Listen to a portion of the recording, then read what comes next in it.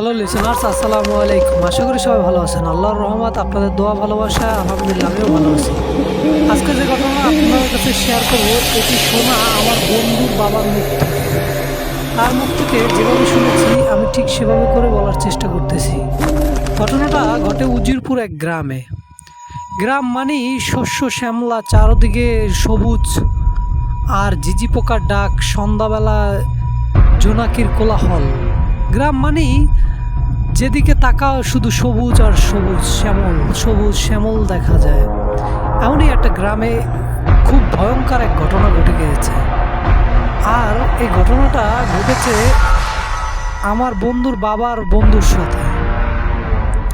সে আমাকে যেভাবে ঘটনাটা বলেছে আমি ঠিক সেইভাবে করে বলার চেষ্টা করতেছি। আমি ছোটবেলা থেকে ভূত পেত এগুলোকে বিশ্বাস করতাম না। কারণ হচ্ছে আমার মা, বাবা, দাদি এরা সবাই আমাকে ছোটবেলা ভূতের ভয় দেখিয়ে খাবার খাওয়াতো, ভূতের ভয় দেখিয়ে তারপরে পড়াশোনা করাতো, যা কিছু সব ভূতের ভয় দেখিয়ে করাতো। তো এই জন্য আমি শুধু কৌতূহলবশত দেখতাম মানুষ কেন ভয় পায় আর ভূত জিনিসটা কেমন। এটা দেখার জন্য সব সময় আমি উঠে পড়ে লেগে থাকতাম। আমি সব সময় ভূত নিয়ে রিসার্চ করতাম। এরকম করে একটা দিন আমার চাচাতো ভাই সাথে ঘটে গেছে এক অনাকাঙ্ক্ষিত ঘটনা। এই ঘটনাটা আমি আমার সচ্চোখে দেখেছি। আর সেই থেকে আমিও বিশ্বাস করি যে ভূত পেত জিন এগুলো হয়। আমাদের গ্রামের মানুষগুলো যতটাই সহজ সরল, ঠিক আমাদের গ্রামে যেরকম মানুষ বসবাস করে ঠিক তেমনি অস্বাভাবিক কিছু আত্মাও বসবাস করে। আমাদের গ্রামটাকে এক প্রকারে ভুতুড়ে গ্রাম বলা যায়। আমাদের গ্রামে একটি বাজার রয়েছে, যে বাজারটা হচ্ছে এতটাই বড় যে আপনি এক প্রান্ত থেকে অন্য প্রান্তে হেঁটে গেলে 10 থেকে 12 মিনিট সময় লাগবে। আর বাজারটা খুব বড়। আর বাজারটা এতটাই বড় যে দুই পাশে প্রচুর বাঁশঝাড় আর মাঝখান থেকে পথ। সেই বাঁশঝাড় নিয়ে আজকের ঘটনাটা। আমার চাচাতো ভাইকে শোনা গেল সে বাঁশঝাড়ের ভিতরে অজ্ঞান অবস্থা, অচেতন অবস্থা পাওয়া গেছে। সেটা শুনে আমি ও আমার মা দৌড়ে সে চাচাতো ভাইয়ের বাসায় গেলাম। গিয়ে দেখতেছি চাচাতো ভাইয়ের কোনো হুঁশ নেই। সে বেহুশ হয়ে পড়ে আছে, তার সেন্স নেই, সেন্সলেস হয়ে আছে আজকে 2 দিন। সে জানি না কবে তার সেন্স ফিরে পাবে। সেই 2 দিন পর আমরা যাওয়ার পরে তাকে দেখলাম, তখনও সে জ্ঞান ফিরে নেই। এর ভিতরে ঘটে গিয়েছে আর একটা ঘটনা, সেটাও ওই বাজারকে কেন্দ্র করে। আমারই পাশের প্রতিবেশী এক চাচাতো ভাইয়ের মেয়ে সে বাজারের কাছ থেকে আসতেছিল। আসার পরে তাকেও সেখানে অচেতন অবস্থায় পাওয়া যায়। তখন তাকে বাড়ি নিয়ে গেল। বাড়ি নিয়ে গিয়ে তাও তার মাথায় পানি ডাললো। পানি ডালার পরে তাকে সুস্থ করে তুললো। সুস্থ করে তোলার পরে তাকে জিজ্ঞাসা করা হলো কি হয়েছে। সেই দিন দুপুরবেলা সে তার বান্ধবীর কাছে কিছু গাইড নিতে গেছিল। গাইড নিতে গিয়ে সে ওই পথ দিয়ে আসতেছিল। তো ওই পথ থেকে আসতেছে দুপুরবেলা, ঠিক তখন 1টা বাজে।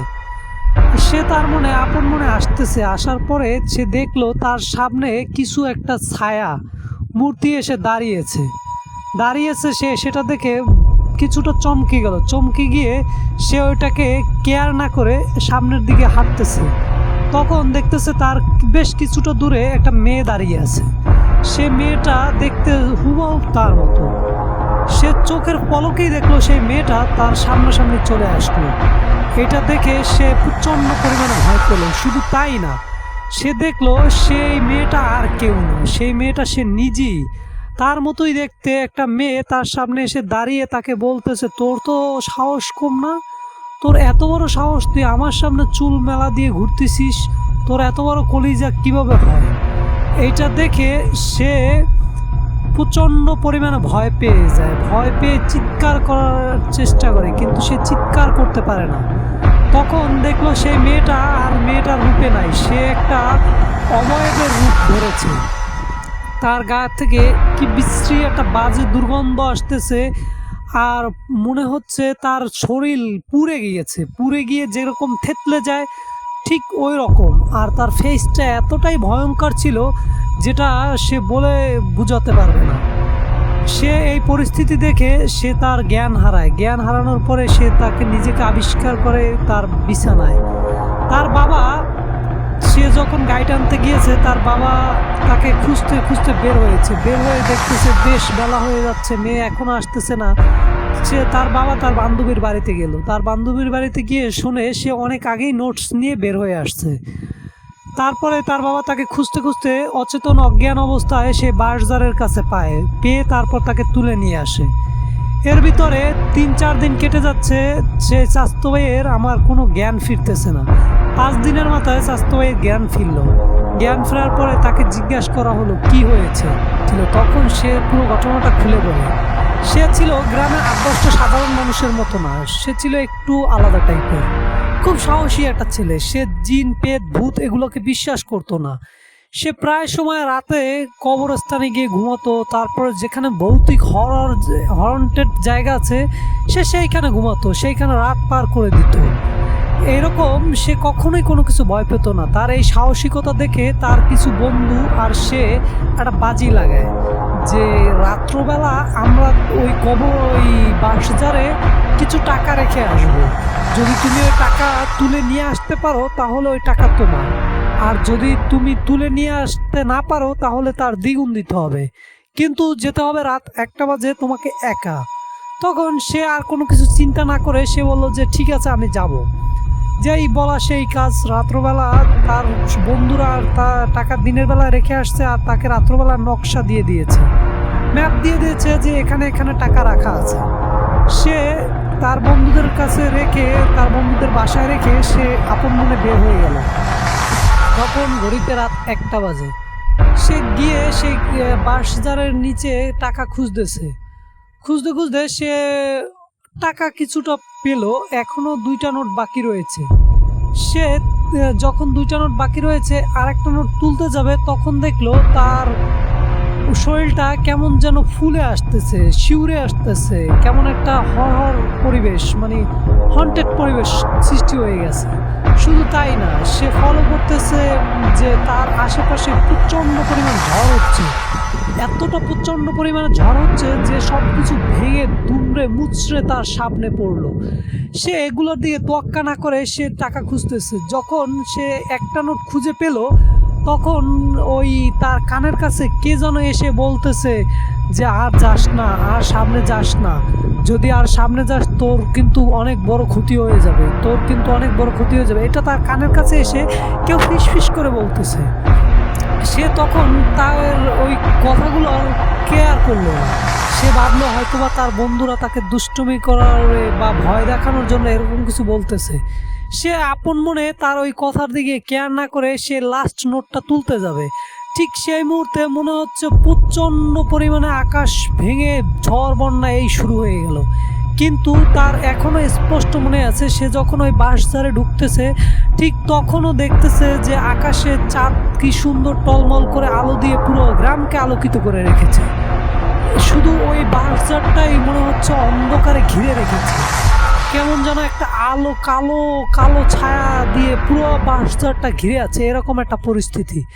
সে আর এগুলোর দিকে তোয়াক্কা না করে সে লাস্ট নোটটা তোলার জন্য সামনে আগাচ্ছে। ঠিক সেই মুহূর্তে দেখছে যে প্রচণ্ড পরিমাণে বৃষ্টি হচ্ছে, এত পরিমাণে বৃষ্টি হচ্ছে, মুষলধারা বৃষ্টি। সে ভাবলো হঠাৎ করে এত বৃষ্টি হলো কোথা থেকে। সে যাই হোক আমার তুলতে হবে, টাকা তুলতে হবে। সে আবার এটাও ভাবলো যে পাশে একটা পুকুর রয়েছে, সেই পুকুর থেকে তার বন্ধুরা পানি ছিটাচ্ছে না তো তাকে ভয় দেখানোর জন্য। এইটা ভেবে সে আর ওগুলোর দিক কেয়ার করলো না। কেয়ার না করে সে লাস্ট নোটটা তুলতে যাবে, ঠিক কাছাকাছি গিয়েছে, গিয়ে দেখে একটা কালো কুকুর এরকম এসে তার সামনে ওই শ্বাস ছাড়তেছে, এরকম শ্বাস যেমন দৌড়ে আসলে হ্যাঁ হ্যাঁ এরকম করে না, ঠিক ওরকম হাঁপাচ্ছে তার সামনে। কালো কুকুরটা এতটাই ভয়ঙ্কর আর এতটাই বিশ্রীভাবে তার দিকে তাকিয়েছে, তার চোখগুলো দিয়ে জলমল করে মনে হচ্ছে আগুনের গোলা বের হয়ে আসতেছে।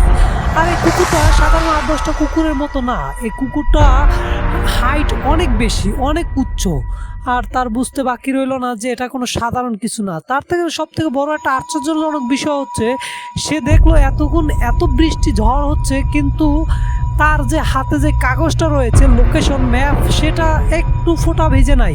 শুধু তাই না, তার শরীর থেকে প্রচণ্ড পরিমাণ ঘাম বেরোচ্ছে, সে ঘামতেছে, ভয় পাচ্ছে, কিন্তু তার শরীর কোথাও ভেজা নাই।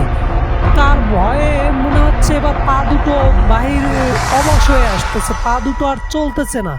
সে কুকুরটা তার কাছে তেড়ে আসতেছে, সে যে ভয়ে দৌড় দিবে বা পালাবে এরকম কিছু সে করতে পারতেছে না। সে শুধু ওইখানে প্রচন্ড পরিমাণে কষ্ট পাচ্ছে আর যন্ত্রণা পাচ্ছে, আর সে পালানোর চেষ্টা করতেছে কিন্তু কোনোভাবেই সে সফল হচ্ছে না, সে ব্যর্থ হচ্ছে।